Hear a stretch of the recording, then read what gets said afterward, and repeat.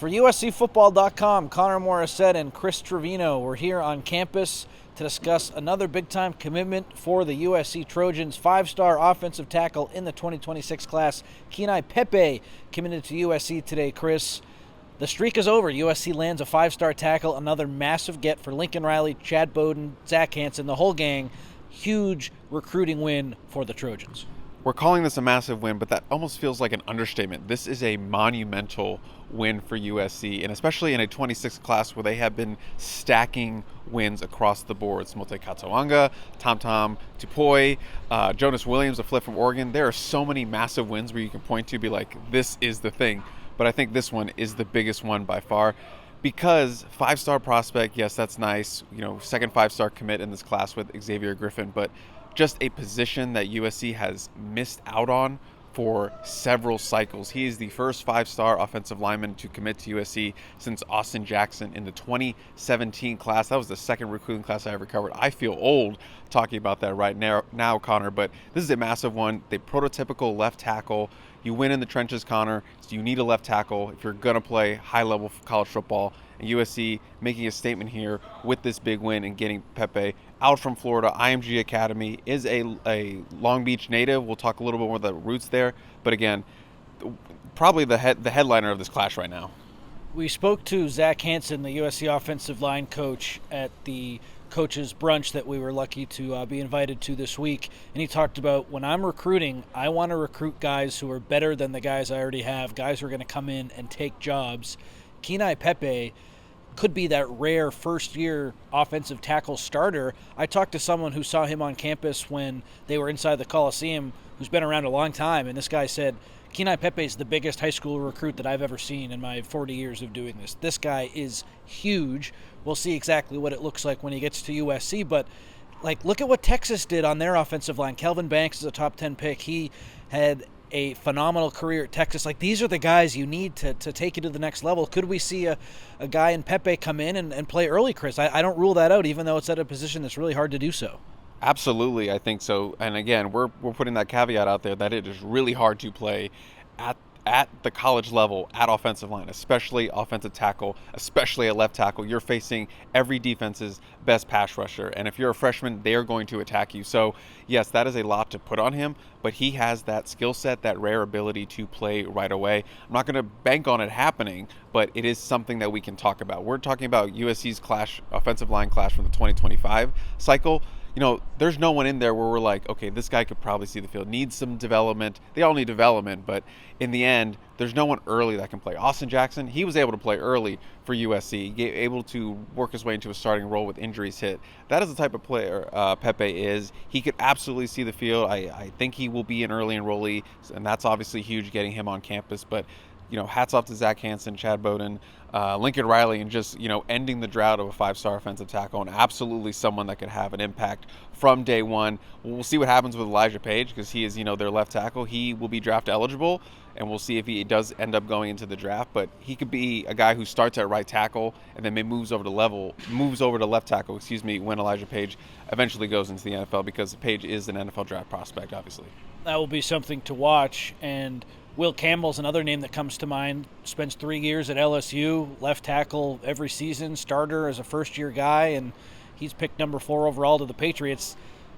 Don't want to get ahead of ourselves, but this is the kind of commitment, this is the kind of player when you land a five-star offensive tackle. I think it's fair to make those comparisons. This is a guy who can really change the trajectory of the program, which seems to be a good number of those guys in the 2026 class for USC right now. Just another big win. Absolutely. This is the guys you get in recruiting where you can point to in a couple years, you're like, this guy should be a first-round pick. This guy could be the first tackle offensive board. Again, development needs to happen, needs to actually hit on the field. But in terms of guys with potential and talent and traits that you're looking for in offensive tackle, Pepe has them all, and that's why he's a five-star prospect. Number 9 overall in the 2026 class, number 3 offensive tackle in our rankings, number 1 prospect out of Florida. And as I say, he is playing out of Florida IMG Academy with that level of competition he is seeing every day in that national schedule that they play. played as a freshman, played as a sophomore, and then won that left tackle spot at IMG as a junior. So he has faced the best of the best every day in practice and across the country with their schedule that they face. So he is battle tested as they come. Obviously, it's still a big jump going, to the Big Ten and, Power 4 football, but Pepe has everything you want in an offensive tackle prospect and someone who could have their name called, among the top 5, top 10, down the line in the NFL draft. Again, we don't want to get too ahead of ourselves, but that is the potential you are putting on him when you have a 5-star tackle like this. We've credited Lincoln Riley. We've credited Zach Hansen, mentioned Chad Bowden. I want to talk about Bowden a little bit more right now. It seems like this is a big recruiting win for him and Coach Dog because they put in a lot of the legwork to get Pepe committed. It's also a big NIL commitment, which we can talk about a little bit. But in terms of the relationships, Chris, of course Riley's in there. Of course his position coach Hansen is in there. But when Pepe took an unofficial visit a few months back that really got the ball rolling with his USC recruitment, it was Bowden, it was Coach Dog, and that really looks like it made a big difference. Yeah, sources close to the family said Bowden and Coach Dog were ones that really got this recruitment back on track because with Josh Henson, I'm not throwing shade or anyone, but, other than the previous coaching, offensive line coach, there wasn't that much communication. There wasn't a lot of traction there. But Coach Bowden, Coach Dog got Pepe and his family on campus. They are from the Los Angeles area. They got him on campus during the winter, and that was an eye-opening visit. Just getting them comfortable with this new staff and this new philosophy and what they're doing at USC. And Coach Dog 100% gets a bunch of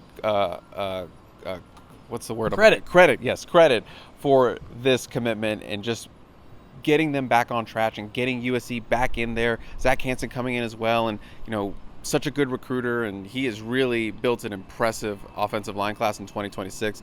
But yes, those two were really the point of the spear in this recruitment and getting Pepe and his family back into the fold with USC. Obviously, there was a big family connection here already with Kobe Pepe, the senior defensive tackle. He is cousins with Pepe, and there was a little bit of confusion. Are they brothers? Are they cousins? But I'm told they're just so close. It's like they're brothers, but they are, cousins by blood. So that also really helped, and just wanting to get Pepe back on campus, back in California where his family is still based, and just being able to play in front of them after many years away playing in Florida. Moved there in 8th grade to join the IMG Academy program. So, homecoming for Pepe and the family, and just, a big homecoming win for USC.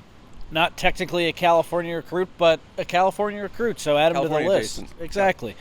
We talked about this, Chris, when we did this video when Tamuhini Tapui committed to USC. The relationships, of course, play a huge deal, but these guys are not cheap. These guys cost money. It is very expensive to get a 5-star offensive tackle in your class. This is another significant win for USC's NIL collective, House of Victory, the people running that, whoever is in charge. Bowden, of course, is a big piece of that, but the people over at the collective, the donors, like USC, has their stuff together here with NIL, and this is just more evidence of that. What are the most expensive pieces to buy in football? Quarterback, left tackle, defensive line, just like the NFL, just like it is in college football. So yes, this is a big NIL statement from this front office and Chad Bowden. And I think back to when we had our roundtable with him, he's like, we're going to come to the table and we're going to go up against anybody. We are not afraid to go up against anyone on the recruiting trail and in this space in NIL. And just look at the other top schools that were on the list for Pepe in this recruitment. Georgia, Florida, Miami, and Texas. All of those schools are heavyweights in NIL, and USC came out on top in this battle. Obviously, you still need to sign him. It's going to be a long time until signing day in December, but getting him in the fold, showing that you are an actual threat in this college football recruiting, this new age 2026 number 1 recruiting class. They've done it all. You still have to sign them at the end of the day, and Pepe is going to be a tough one. Being out there in Florida with Miami lurking around, with Florida lurking around, with Texas still lurking right there in their NIL with an offensive lineman, it's going to be tough. Still need to see it through to the end, but right now it is a really big win and a really big proof of concept with their NIL strategy. Just what a difference a year, 2 years makes. USC would not have been doing as well as they've done this year, just a couple years ago with different people in place, and just the growth, the evolution of what USC's done. It's very, very remarkable to see this turnaround. I had a source tell me, who talks to some of the Oregon coaches, the Oregon coaches are asking, where did USC get all this money? Things have changed. Oregon is not the only team that is in this game with NIL, with Texas, with Alabama, with the cream of the crop. USC is firmly in the mix as well, and that's why they have the number one class in 2026. And as more time goes on, still very early, but as USC continues to stack these blue chip recruits, their grip on the number one class is tighter and tighter.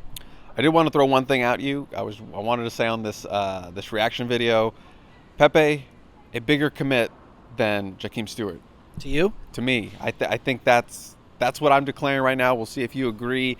I think it's tough. Jakeem Stewart, big out-of-state recruit, big war daddy type prospect out of the South, beating teams in that region, SEC, getting him on campus. Potential high pick NFL guy, disruptor. But again, as I talked about with the offensive line, you need those guys. You need a war daddy at left tackle. And USC, the drought, just the fact that they are a offensive line school and they've had such poor results in getting a consistent offensive line, consistent talent at the offensive line. That's why I think Pepe is a bigger commit than Jakeem Stewart. No offense to Thanos. I think he's going to have a lot of impact here. We still need to see how it plays out with the offensive line and Pepe. But for those reasons, I think he is a bigger commitment for USC than Jakeem Stewart was in 2025. I have them on the same level, but if you look at rankings, Stewart dipped a little bit in the end of his high school career due to not playing a whole lot, reclassifying. That cost him some spots where if he had stayed in the class that he was supposed to be, 2026, he probably either is a very high 4-star or retains that 5-star ranking. In some of the recruiting rankings, he slipped to around 100. So in that regard, absolutely, Pepe is the bigger deal. It looks like he's going to be a 5-star all the way through here. But to me, you mentioned it. It's quarterback, it's offensive tackle, and it's defensive lineman. Those are the big three. Quarterback's probably the most significant, but when you have Lincoln Riley, that's kind of a different situation. So I look at both the offensive line at tackle and the defensive end guys, the guys in the middle of the defense, on that same playing field, and two massive recruitments, and I look at them the same. But it sounds like to you, Pepe, a little bit higher on the list. Just a little bit of that edge, knowing how USC's offensive line has struggled to get a guy like this in the program. I know Elijah Page, 4-star guy, but they've been building to this. Josh Connerly, they almost had it. They almost got the job done there, but now they got Keenyi Pepe, and it feels good if you're a USC fan to finally get that 5-star offensive lineman. Still got to sign him, but it feels really good just to get that commitment in the fold right now and continue to build that number one class. Yes, it does. He's Chris Trevino. I'm Connor Morissette. Keenyi Pepe commits to USC, giving the Trojans a 5-star offensive tackle in its 2026 class. The hits just keep on coming, baby. USC, another big recruiting win. Thanks for watching the USCFootball.com YouTube page. We'll see you next time.